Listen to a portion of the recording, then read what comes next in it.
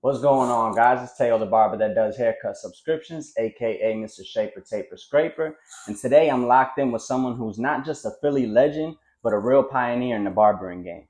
Dominic Wizard is the owner of the Hair Wizards Barbershops in Philly. He's a successful shop owner, cuts full time in the private studio right next to mine, runs a barber school to help barbers get licensed, and travels the country leading seminars to train barbers on how to work with children on the spectrum through a sensory safe solution.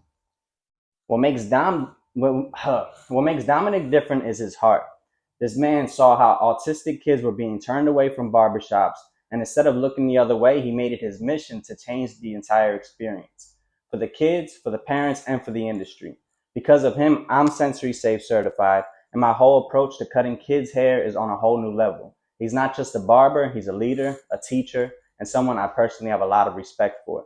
Let's tap in with Dominic Wizard. Dom, how you feeling today, man? I appreciate it, bro. Yeah, appreciate you doing this with me, man. It wasn't easy either. I feel like that's a good sign, though. You know, like when obstacles come your way and you're trying to do something, that's like a sign that you're going to something great. You know, and I feel like this interview could bring people a lot of value, whether it's barbers who are just getting into the game or barbers that've been in the game and they want to start their own barbershop. You know what I mean? I feel like you can definitely teach people a lot through your years of trial and error, you know? Yeah, it's been a lot of trial and error. Yeah. How long have you been cutting? So I started when I was 14, just like, as a hobby, obviously. And when I was 19, turning 20 is when I decided to make it a career. Mm-hmm. So, and, I mean, like if we adding that up, I'm about to be 39. So 25 years. A lot of years in the game, like man. Yeah. Now, what does the Hair Wizard brand represent? Because it is a brand, you know, like you selling products, you got a school, you know, it's more than just a barbershop. Yeah, I mean, but it's I always say it's like a legacy. It's a legacy of my mom. Yep. You know, she opened up Hair Wizards back in '88, and it's always been like before she passed away, I always promised her that I was gonna name my barbershop Hair Wizards after her.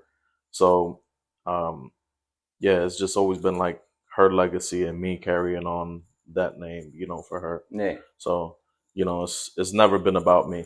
Right. You know what I mean? It's always been about honoring my mom.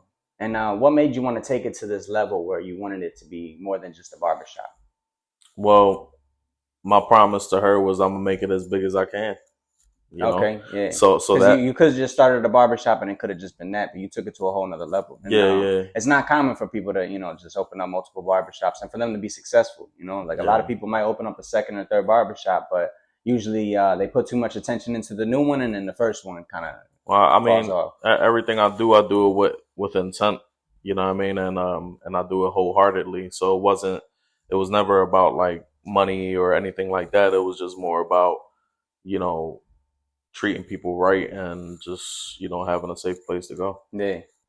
Now, what was your first year as a shop owner compared to where you are now? What was that like, your first year?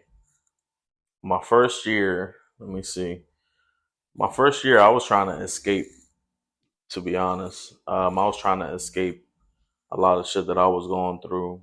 I was trying to escape the shop that I was at because it was like becoming real like too much. It was just too much. Mm-hmm. You know what I mean? And would you say it was the barbers you worked with? Yeah, the barbershop. So I had managed the barbershop after one of my guys got into a car accident and shit. So I took over his stuff for a year.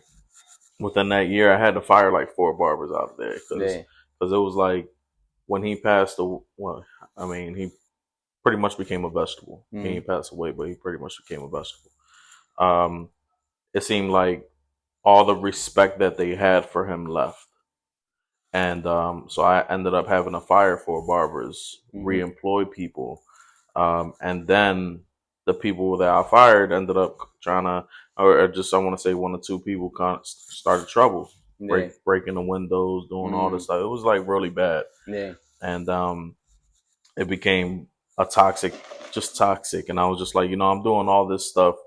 You know, I'm caring about this shop for something that's not mine. Yeah. You know what I mean? And then also like his brothers well, the owner's brothers and stuff like that, I felt like they kept trying to tell me what to do and how to do when they wasn't there. Yeah, yeah. You know what I mean? Yeah. So I just felt like undervalued at that point. And I was like really just trying to like help my boy out. Yeah.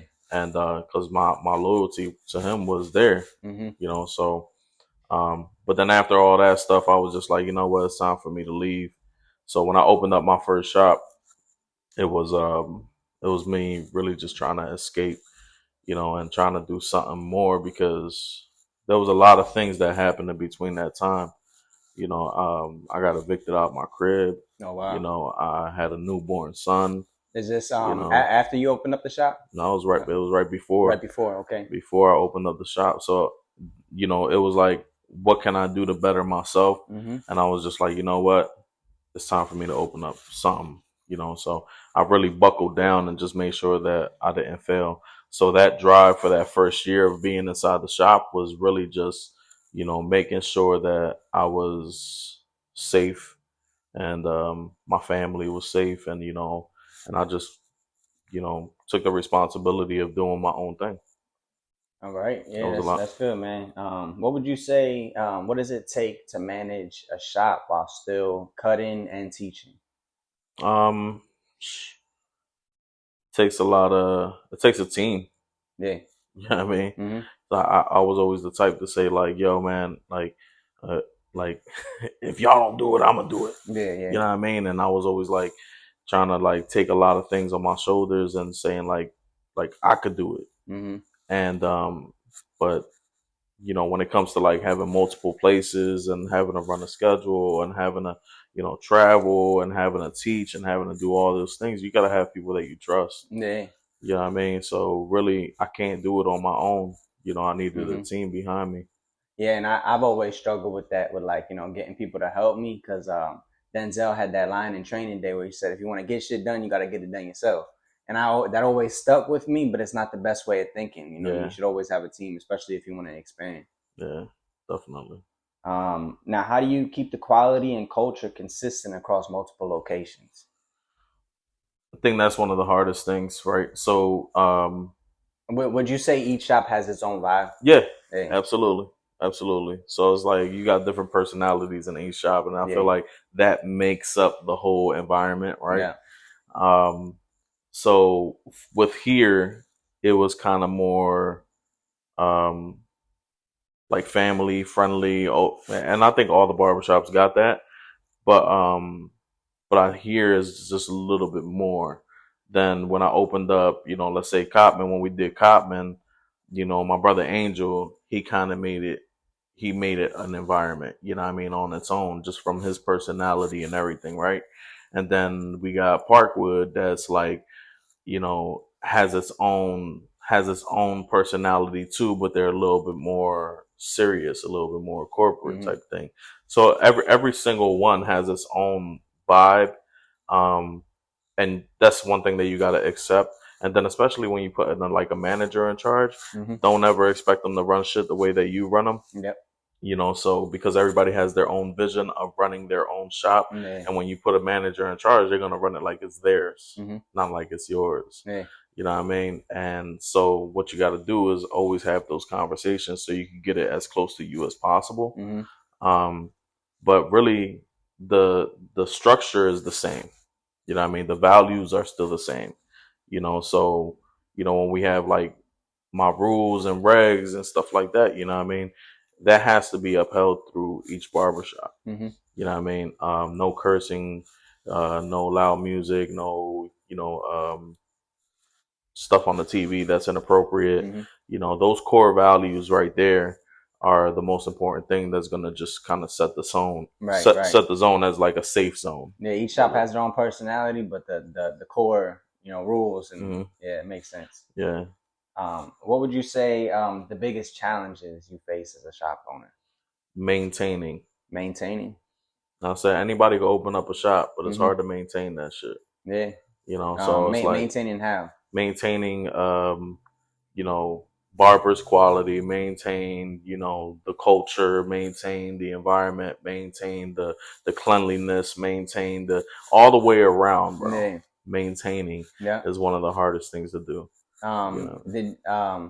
Do you think it took more maintenance as the owner versus when you were managing the shop before? Oh yeah, Yeah, absolutely. a lot more to deal with, a lot more Yeah, responsibilities. because you care about it more. Yeah, Like yeah, nobody could say that they helped me lay down these floors. yeah.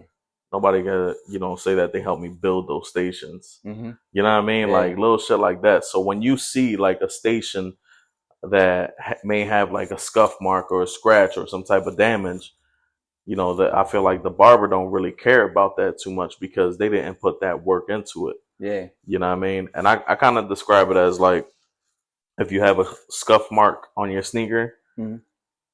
I'm not going to care about that scuff mark as much as you do. Yeah. You know what I mean? Yeah. So it's that same thing. That's your problem. Mm-hmm.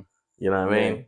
So for me, it's like nobody cares about that as much as I do Mm-hmm. because it's not theirs. Yeah. You know what I mean? So you kind of lower the expectation level of that also, where it's like, okay, I expect them not to care for it as much. Yeah. So it was a lot of things that I had to learn how to accept and not get so overwhelmed about because there was times, bro, that I just wanted to give it all up. Mm-hmm. You know what I mean?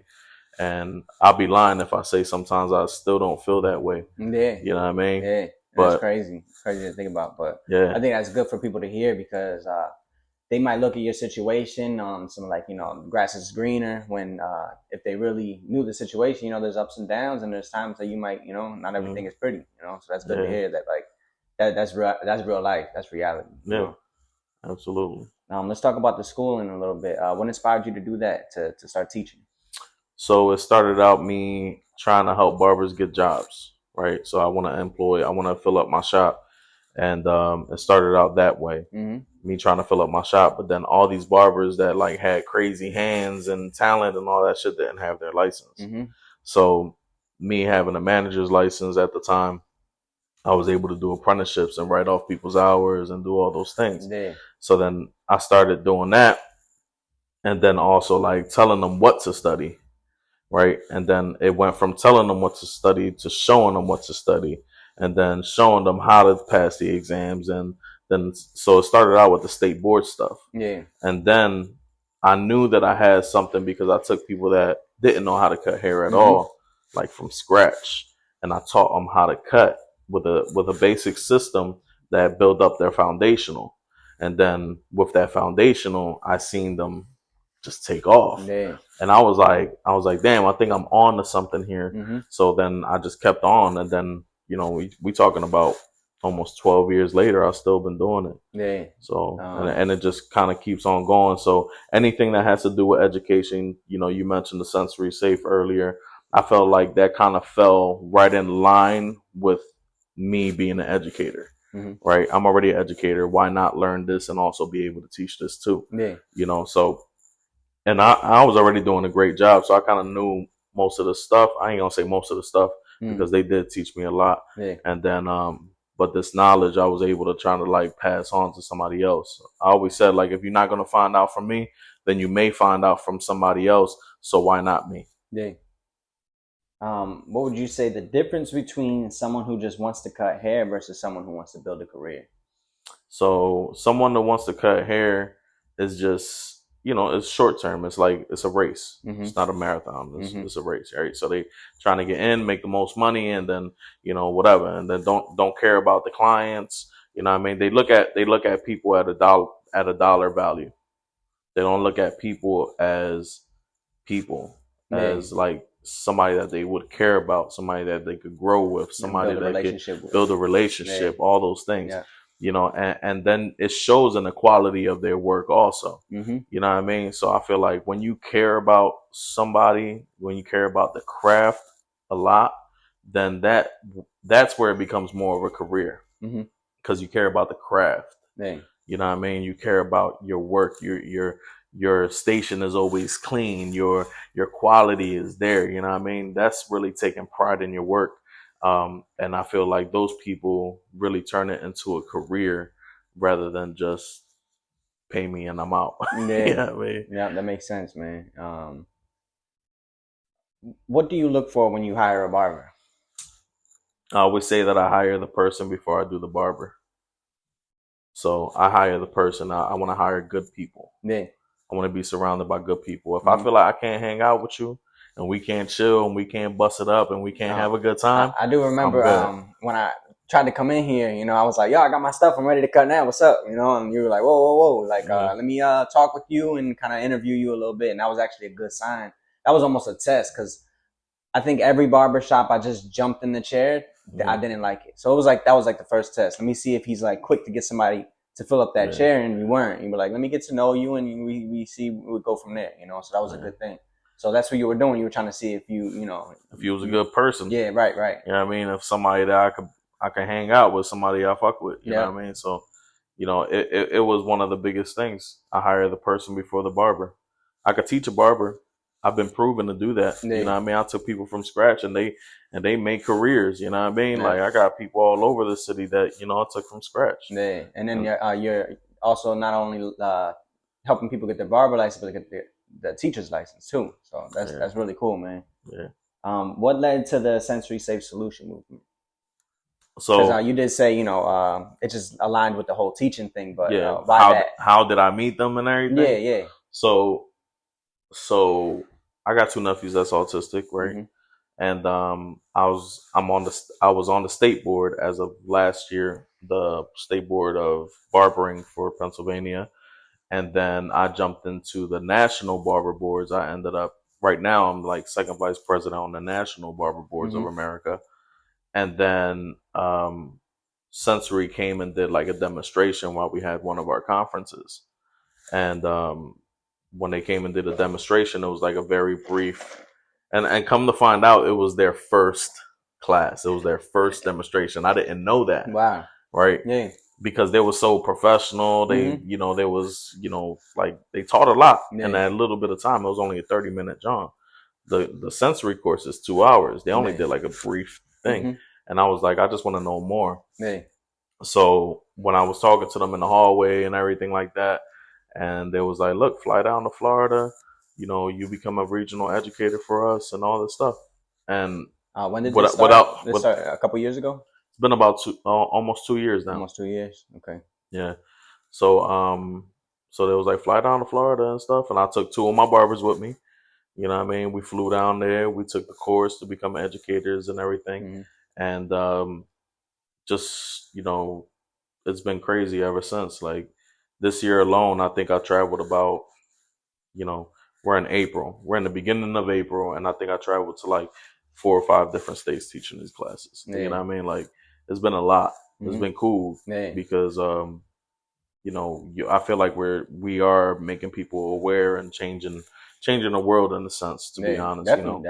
And, you know, doing God's work. Yeah. What are some common misconceptions barbers have about cutting autistic kids? That they're bad. Yeah. That's definitely quick to, you know, bad kid, you know. Yep. Definitely. Bad kid. And that's the thing. Like, I feel like I say this also, knowledge creates patience, right? So not many barbers have patience because they may be ignorant to certain things, right? They just don't know. So, but when you learn more, when you put yourself in a position to learn more and get a better understanding, then you start identifying, and then you're like taken back a little bit and be like, let me not judge so quickly or get overwhelmed so easily. Let me fall back and now approach this in this way. And that's why I say knowledge creates patience. You know what I mean? But yeah, that's definitely one of the biggest things. Oh, they're bad. And it's just like, nah, you just got to understand them. So you say it's important to be patient with them. What do you do to train barbers to become more patient and compassionate? That's not something that you can teach, really. You know what I mean? So it's really just trying to get an understanding and how to approach, really, and then also how to be quick. You know what I mean? Be quick. You got to move. Let's get it done. You know what I mean? But not too quick where you're scaring them, or not too slow. I mean, slow is never really good. You know what I mean? So you got to learn how to move fast, be consistent, you know, get them in and out, and but also give them a vibe where they're safe and you're friendly and all those things. What is your long-term vision for Hair Wizards and the Sensory Safe movement? I don't know. To be honest, I have no idea. I know that when I open up my school, like an official, building for a Yeah. school, each one of my students will be certified. I know that all my barbers moving forward will be certified. I know that, all those things. So it's just like Hair Wizards and Sensory Safe is just going to be hand in hand. That's just what it's going to be. Yeah. Just because I believe in both. Mm-hmm. You know what I mean? Hair Wizards, moving forward. To be honest, I always said that I wanted I got like a vision for like to have like I don't know, like a Christmas party or like a Thanksgiving John, and just have like a nice banquet hall, rent it out, and I see like the Hair Wizards families, and I see like um, 100 wizards, you know what I mean, and their families, and we're just all enjoying each other's presence and everything, Yeah. and I really like I can't put that vision out of my head, and I seen that from day one, Yeah. and I just like I hope to see that one day where it's just like a blessing just to be able to do that for my barbers and shit. Yeah. So it sounds like your main focus right now is really building the school more. Do you plan on opening up any more barbershops? Yeah. You do? Yeah. Okay. Yeah. Everybody asks me like, what's your number? Mm-hmm. And I'll be like, I don't have a number. Yeah. Because I feel like if you say like 3 or 5 or 10 or whatever the case is, then you're kind of limiting your growth. Yeah. You know what I mean? Yeah. So if I don't have a number, it could be 1,000. It could be, like 2,000, 3,000. It could be, Yeah. it could be 10. Uh-huh. It could be 4. You know what I mean? It could be, it could be any number, but I'm not going to give myself a limit. Right. So we'll see. We'll see. You know what I mean? But it's definitely gonna happen more. Yeah, more it's gonna happen more. Yeah. Definitely. We're talking to my brother, and possibly maybe this year or next year you'll probably see another Hair Wizards, and then also a school. Any ideas on location for a fourth shop? We've been up and down with it, man. Yeah. I feel like we have 3 barbershops located in Northeast. We talked about Abington. We talked about Willow Grove. We talked about back kind of like down North Philly a little bit, to be honest, because we grew up in that neighborhood, right? Yeah. And sometimes when I go down there and I look at, so not so long ago I was going around doing inviting barbers to my barber course. Okay. And I rode down and I did like 10 different barbershops. And it was so sad to see going into these barbershops. Yeah, I worked in a lot of barbershops in North Philly. And I was like, damn, this is kind of sucky that people really don't care about our industry. Yeah. You know what I mean? And I just felt like, because I don't just care about, my shop growing or anything like that. I'm offering these classes to people that don't even work for me. Right. I help people get licensed that don't even work inside my shop. Yeah, you know what I mean? So I really care about the industry. Yeah. And so when I was out there and I was doing all these flyers, I was like, yo, this shit sucks, bro. Like, it sucks. It's just to see it and just to see like people really careless about it. Mm-hmm. So I was like, you know what? I think it's about time that I open up something down here, so that way we could upgrade the quality of our neighbors.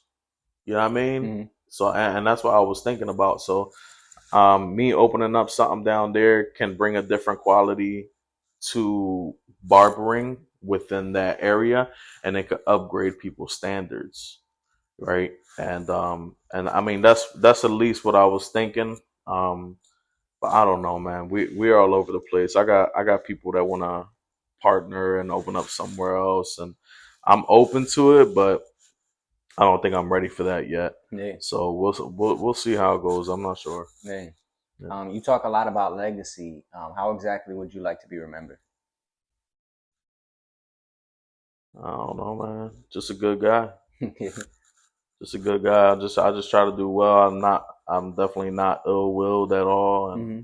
you know, I just want to see people do good, and it doesn't, you know, and I always say like some people do good because they want to receive like a reward, Mm-hmm. right?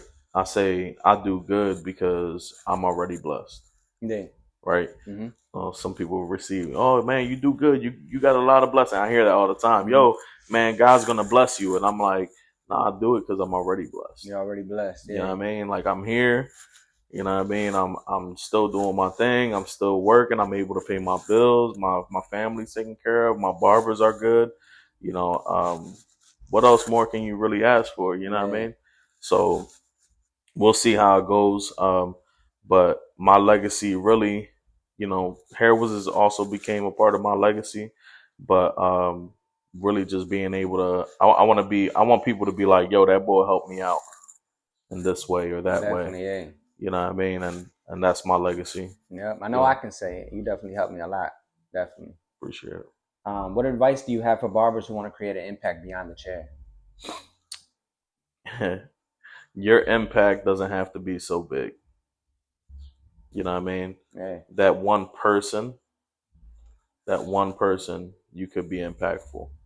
You know what I mean? I had a boy that was on drugs, and I had told him, Barber. no, it was actually a client of mine, Okay. and I smelled it on him. Mm-hmm. So I don't know what he was doing. I don't know what type of drug, but I seen like his skin, his Mm-hmm. face, everything like that. And I cut him a few times, but you know, not enough to tell him this. So I told him like, listen, dog, like I don't know what you're doing. I said, but you need to stop. And he was like, what? What do you mean? And I was like, yo, like, you know, I could smell it, I could see it. I said, you know, so, you know, cut it out, dog. Like, you Yeah, know, it's cut like it out. them functioning addicts. They can get their bills paid and go to work Mm-hmm. and all that, but you can't. You see it in your face. You know, you Mm-hmm. can't deny that. As functioning as you are, Yeah. it's gonna show. You So know. like maybe like a couple weeks later, he came back to get his haircut, and his skin was clear. He Damn. didn't smell as much, all this shit. And I was Damn. just like, damn, dog, yo, you look good. Yeah. And he was like, yo, nobody ever told me what you told me. Yeah. Sometimes that's all it takes. Yeah. And Somebody to open up their mouth about it. You know. if that's not an impact, you know what I mean, for that one person, Yeah.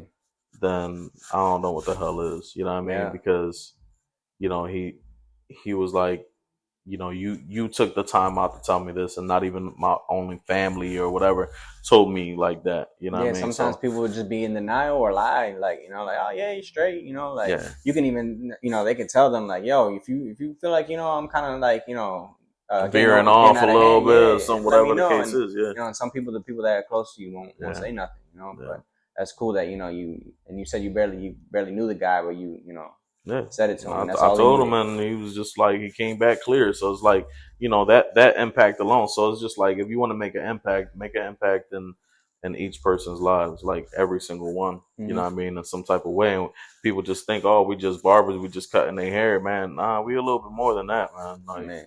you know, so it's knowing the value that you bring to somebody's lives. And yes, it starts with a haircut, but it ends with a whole nother thing, whole nother friendship. I always joke around with people and say that in 50 years, barbers are going to be doctors and they're going to be like therapists. So not only do we give them the haircut, we can give them therapy, and then they can use their health insurance for it. We can get paid like That would be cool as hell. That would. Maybe 50, 60 Because we years. take a lot of shit we too, do, man. We do. Yeah, we take a lot of stuff, bro. How do you balance all these roles without feeling burnout? Do you believe in burnout? Yeah. Yeah, you believe you can get burned out from overworking? Yeah, I felt it not so long ago. Yeah. I felt it not so long ago. I've been traveling a lot. I've been teaching. What was that experience cutting hair, like? That doing all those things. Mentally drained, stressed, feeling like you're about to break down. All these things, man. But and what do you do to manage that? So I suffer from like anxiety and panic attacks and all that shit. You know what I mean? It started when my mom passed away. You know what I mean? Or when she got diagnosed. Really, that's when it started. So it was a lot of mental stuff that I went through personally. But So learning how to function with that helps me to learn how to function with being overwhelmed with work or whatever the case is. Yeah. And really, it comes down to learning how to control what you can control in the moment. So today I have to do something. Like, we all got plans. Let's say 10 years from now, this is your plans or whatever. There's nothing that you could do for tomorrow, you know what I mean? But there is something that you could do for today, so that burnout or that overwhelming, or keep maintaining your schedule, really, because that's what it is. Yeah. Is just tackling one task at a time. Okay. You know what I mean? It's Instead just of overwhelming yourself with everything you got on your to-do list. just one thing at all a right. time. So today, this is what I need to do to get to tomorrow. You know what I mean? Would you say that's a good way to keep yourself motivated by doing little tasks and doing one task at a time? And Absolutely. You're like, all right, what we got next? Yeah, absolutely. Because everybody just want to jump to that step, but there's like, even opening up a shop or something like that. You want to jump to opening up a shop, but there's so many things in between that you got to do in order to get that. And I feel a lot of people struggle with that. Like, they know step 20, but they don't know step 1 through the 19. in betweens. Yeah, and then boom, now I'm here, and then your next step is to get here. Yeah. You know what I mean? But you got to understand those things. So handling one task at a time. What do I have to do today in order to make this happen tomorrow? Right. If I want to open up a shop, then I have to make sure I file for that, fictitious name. I got to make sure I file for all, certain things that you got to have. Your business license, your business license, your whatever, and then, okay, I'm going to take this day from 9 o'clock to 11 o'clock. I'm going to go down City Hall. Boom, I go down City Hall. I get all my paperwork. Boom, from 11 o'clock, then it's going to take me about a half hour to get back to the shop. And then I got to cut these many people hair. That's going to help me pay for that paperwork that I just put inside the City Hall, right? And then, you breaking things down and being very, very, organized, in the sense where you're paying attention to every detail, and it's never a waste. You know what I mean? And that was one of the things that I always felt like I never wanted to be a waste. If I need to get something accomplished every single day, whether, and everybody's sense of accomplishment is different, whether it's spending time with my family, whether it's, making sure that I squeeze that last person in, you know what I mean? Whatever it is that sense of accomplishment that's going to help me get better tomorrow. You know what I mean? So once I started putting myself in that mindset, then I started seeing things change, and I was able to manage a lot better. Yeah. It seems like you move so much that you don't really wait to feel motivated. You kind of have the discipline to just get up and do it anyway. Do you find yourself doing that a lot? Yeah. But it's definitely building habits. Those habits. Because I wasn't always that boy either. My wife used to be like, are you going to work today? Because it was 3 o'clock and I still ain't get out of bed. You know what I mean? And she was like, I ain't never think that you was going to have a barbershop when we first met. I ain't never think that you was going to do half of the shit that you do when we first met. But how long you and your wife been together? About to be like 16, 17 years. Nice. So she been with me through my whole career. Yeah, that's dope. So she's seen the growth for me as a person, how I became more disciplined, and it is just like a practice thing, bro. Like, you know what I mean? Like, I'm hard-headed bull, you know what I mean? So for me, it had to take a lot more effort, a lot more practice.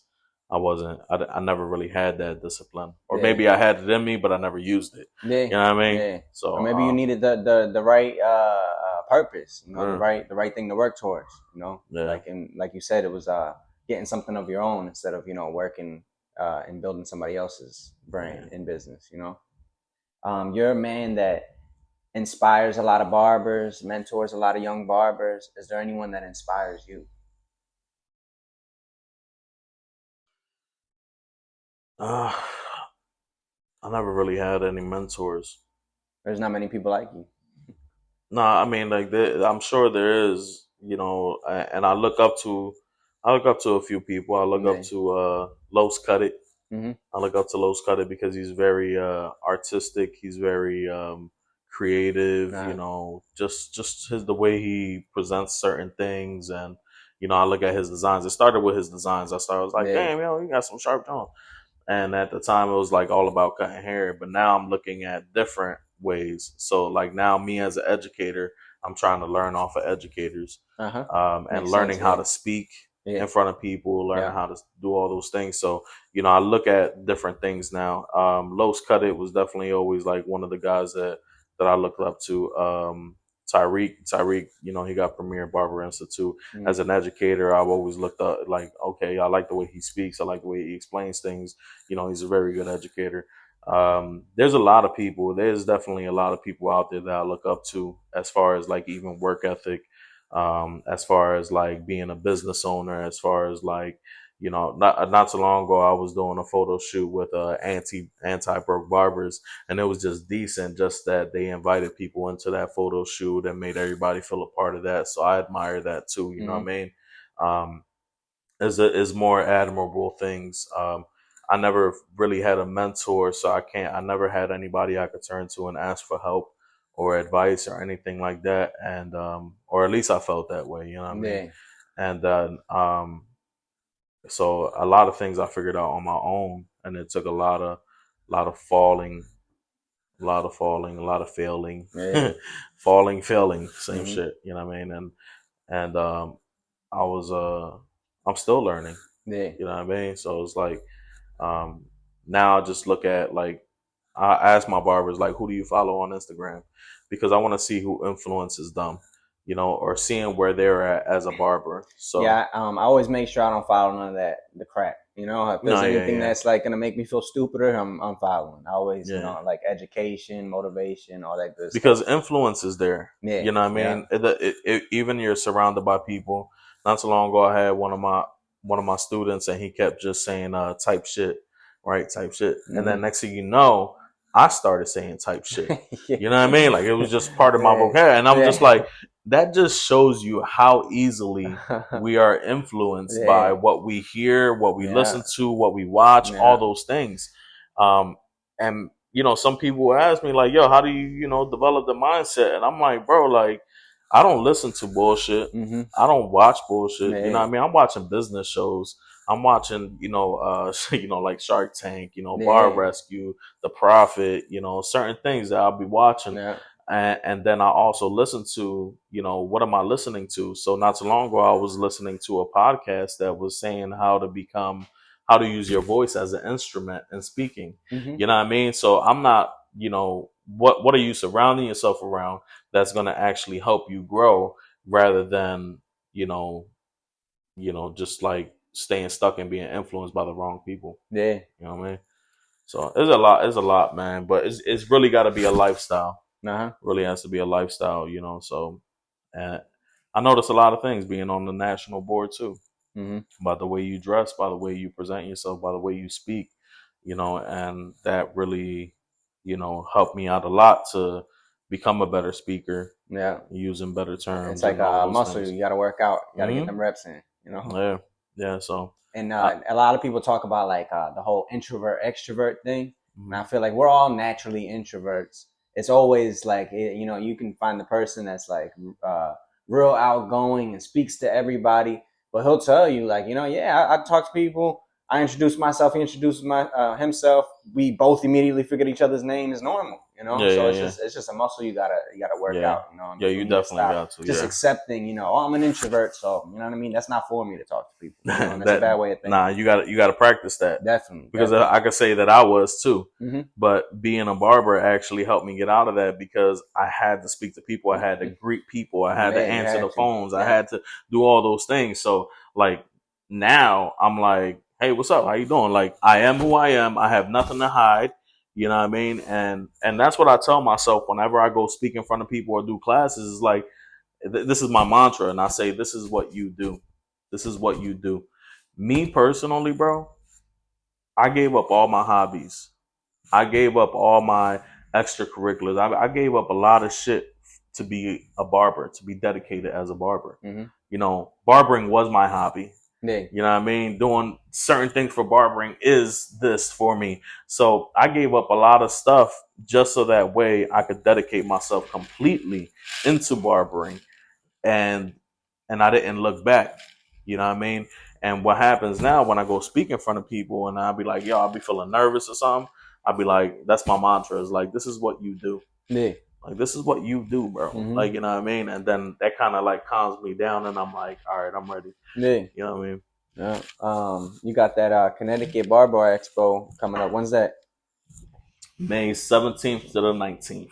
I haven't. I went to one in like Philly years ago, but I don't know too much about what goes on there. What do you guys do over there? Because I still can't leave the state, so I would go. But yeah, So give me an idea, like what do you guys do over there? So they call this the Super Bowl of Barber Expos. Mm-hmm. And I understand why now. Yeah. My first time going was 2 years ago. Uh-huh. And my younger barbers try to be like, yo, come on, you need to go. You need to go. Yeah. You ain't never been there. You need to go. And I'm over here like, I'm like, oh, all right. But I was kind of done with hair shows. Mm-hmm. I was kind of done with barber shows and all that stuff, right? I don't know what it was about this show. And yes, it's huge. You know, the vibe was great. The education was everywhere. You know, different stages, and I think they have like 500 vendors and all this stuff. Like, it's huge. And I was just like blown away by the massiveness of it, but then also being able to sit down on one of those, because they got different stages set up for like each like brand, right? And so like level 3, you got Babblers, you got Coco, you got this, you got that, like Andes, they all got different stages. And you could just sit down and just watch them. You know what I mean? And that education alone, just from sitting down, and that has nothing to do with like the education that you pay for. So then they got private classes of education that you pay for. And for the VIP, you get like VIP pass and you're able to do everything. Yeah. But just on the floor, the education that you could get from the general admission was crazy. Then the barber battles, then you know, like just the people you meet, you know. To be honest, 2 years ago was the first time I went, and it sparked something back in me. Right? So that's always good. So I was like, oh shit. And then the next year I went for the Entrepreneur of the Year, and then I won that. And then, you know, going back to the show and becoming a part of the Sensory Safe, we did classes over there. So then it was like the following year I went back as an educator. The following year I won the Entrepreneur of the Year. You know, the following year after that, I've been to so many different shows, you know, Cosmo shows, barber shows, all these things. And I'm like, just when I said I was over shows, right? And then for me to be like, yo, since then, I've probably been to about 10, 11, 12 shows. You know what I mean? That's crazy for me to be done with it and now be involved in it. You know what I mean? And Sensory was able to help me with that because, you know, now I'm going back as an educator. I'm not going back as just like a attendee, you know? You ever consider getting like a vendor space to sell your products over there? Yes. But I feel like presentation is everything also. So I'm very big on presentation, you know, being organized, having a good look. And, you know, so I would like a nice backdrop. I would like a nice tablecloth. I would like, you know, I want to practice setup before I present a setup. You know what I mean? So I haven't done that yet. And that's something that I would want to do. But also what would I, because, you know, I do the education, I do, you know, I got our products, we got, you know, certain things. And it's just like, what do I want to do it all in that one booth? Like, whoa, we could do this and we could do that. But I, you know, I feel like sometimes it's just too overwhelming for something like that. He did, Jay Majors did offer me a booth, and I told him no, because how much are those going for? Ready for it. That could be up to like 1,500. Okay. You know, 1,500, depending on what you have there. I mean, obviously you can make your money back because it got, I don't know how many people go to that, John. I'm talking about like maybe like 30, 40,000 or some shit. I don't even know. Right. So it's a lot of people, and you know, if you can sell 1% of 1% of people buy your stuff, that's all you need. Yeah, I mean, so 1%. It's like, what are you really gonna do? But you know, one of my guys did set up a booth last year and sold T-shirts and stuff. So it was like barber shirts, and I think he did pretty good. Yeah.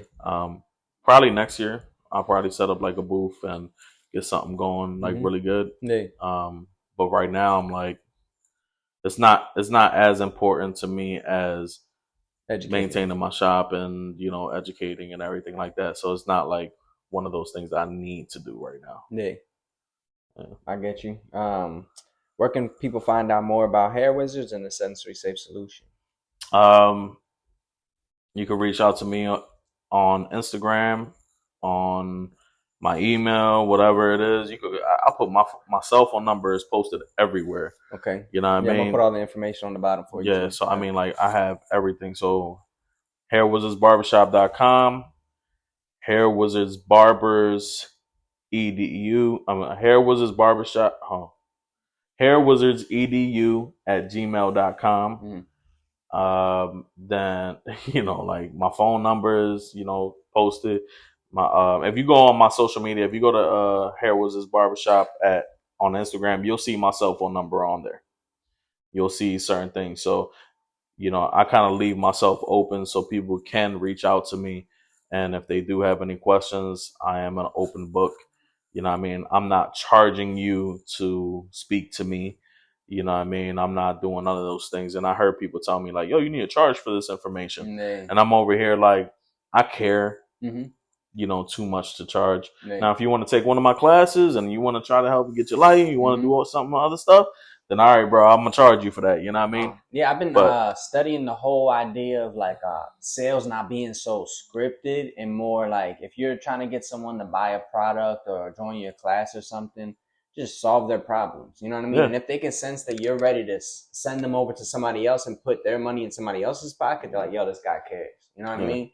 And that comes a long way when you're like, just trying to solve people's problems. And right there, that's the beauty and the key to making a sale right there, solving problems, and that's definitely what you do. You, like you said, you just want to help, and you have that in you where you care. Yeah. And it's rare too, man. Before we end this, what's one thing that every barber listening needs to hear? Everybody what? Every barber listening that they need to hear. What's one thing?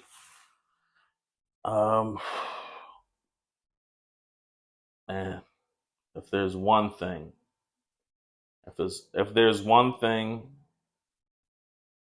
it's not about the haircut. It's not all about the haircut. Yeah, that's a good one.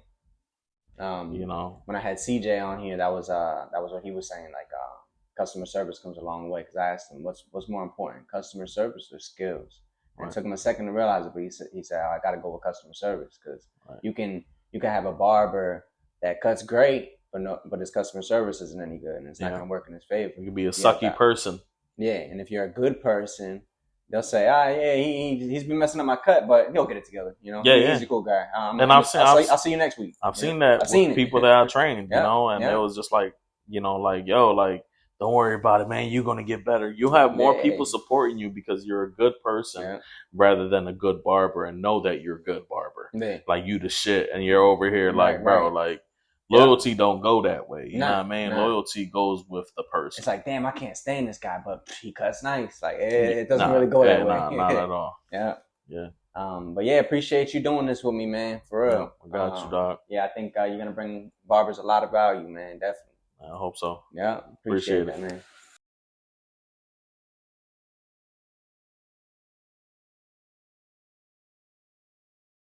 To the camera, just introduce yourself and say, this is the Tapping with Teo podcast. Okay. So my name is All right. So my name is Dominic, Hair Wizard, Dominic Wizard, whatever you want. And this is the Tapping with Teo podcast.